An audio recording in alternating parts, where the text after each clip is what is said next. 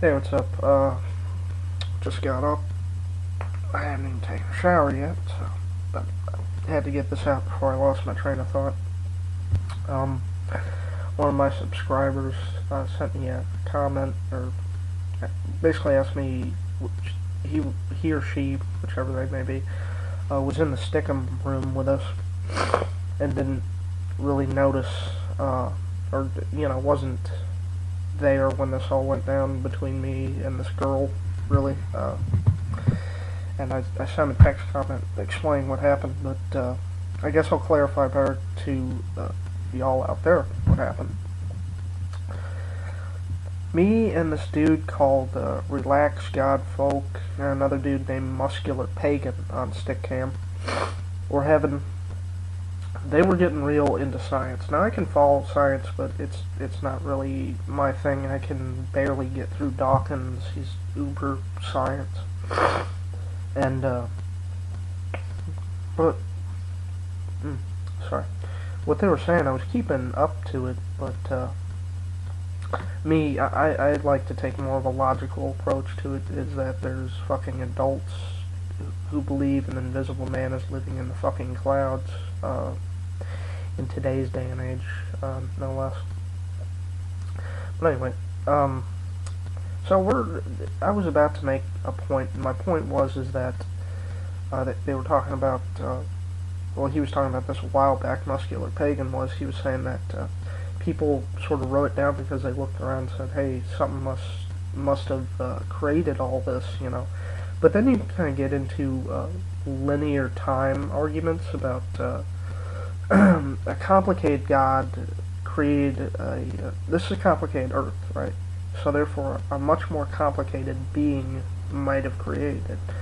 So therefore, a much more complicated being had to have created him, and on and on and on, and it just ends up an endless void until you get to who was the first one, you know, and who created him. Um, it's sort of a weird. It is valid to explain how madmen came up with this, but in today's day and age, we have scientific ways of showing that the probability of God is. I would even. I'm 99.9% sure there is no God. The only 0.1% that stops me is we haven't scientifically 100% disproven it. I give it about 60% disproven it. Through everything we've gotten. Or hell, not even 60%, more like 40. That 0.1 of doubt, though, sometimes does weigh heavily on my mind, and I like to talk about my issues. I mean, I see, I can always check out a Dawkins book or a Sam Harris book or something, and it kind of puts things into perspective, like, oh yeah, what the fuck am I thinking, Magic Man, the clouds, which I don't get these thoughts, but sometimes I get jealous of religious people in general, for bullshit reasons. Mainly the one being that on YouTube and other places, I probably come off as a very cynical, angry guy.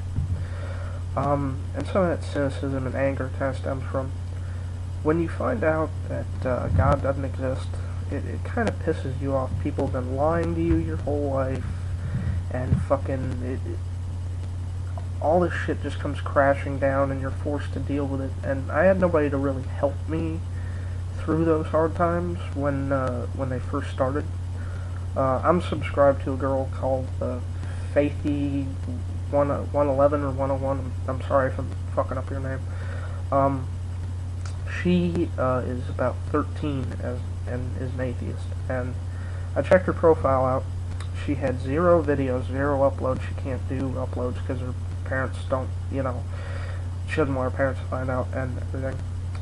I subscribed to her immediately because it reminded me I was a little bit older than her when I got into atheism, but still I needed somebody there to give me advice when I need to hold out their hand, say, hey, you need somebody to talk to, you need anything, as far as advice-wise about any problems you're dealing with, you know, hit me up, and that's basically what I left her with.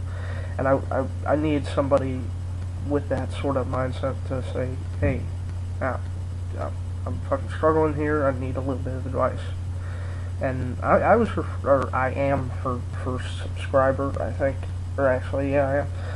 She had 0 subscribers, so I subscribed to her. And it wasn't about the fact that she had no videos or she wasn't making content. It's the fact that she was saying, hey, I'm going through this, and subscribe to me, and, you know, maybe later she will make videos. But to her, if she's thinking about making videos, the only thing I could say about with your parents, maybe disagreeing with your atheism, be fearless. Because the secret is that people kind of get caught in this rut. I fell into this, that I wouldn't tell my parents. I didn't tell my parents until I was about 18 that I was an atheist. Or my mom. My dad wasn't around then, he is now, but it's a whole fucking different story. But anyway. And I always had this thought that, you know, if I was a little older, it'd be a little easier to tell them. And the secret is that life does not get easier the more you go along. That decision to tell or not tell is going to be just as hard, if not harder, later in life. So, be fearless. You may have to put up with some shit because of it. You may have to go through a lot of crying, and yeah, I know that doesn't sound like a very good perspective proposition, I would say, to put things into, but, you know, covering up and not letting your parents know, if you haven't let them know, probably, you know, from reading some of your stuff, I assume you haven't, isn't going to, you know, make it go away. It's kind of like what Christians do. They can't talk about a certain problem, so they push it in the corner, and they're like, well, we can't talk about that, you know, so we just ignore it and pretend it'll go away. It's like the elephant in the room scenario. It's like, you know, everybody just ignores it, it'll go away, you know. But anyway, that's all I want to talk about. And my original point, which was, yeah, these girls on Stickum, I was making a good point. I was about to make some good points. And some little fucking idiot had to come in and start talking about I was a fag and I wear a blue wig, which, it's not a wig, I dye it. It may seem strange to people out there, but hey, fuck it. I didn't want brown hair. The reason I dye my hair blue, this is the best way I can kind of put it into context. I kind of looked inside myself, and saw what I really would look like had I been given an entire choice. Like, from the moment I was born, I would have picked blue hair. Like, if you could take, this is kind of giving credit that there is some sort of God, but let's just say that if I was setting up my body that my spirit was going to live in, and I would have said, you know, I want this, this, and this.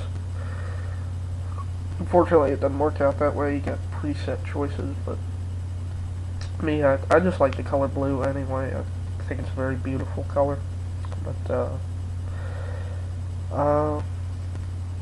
yeah, again, with them teeny boppers, I don't know. I hope somebody Nancy Kerrigan's her ass.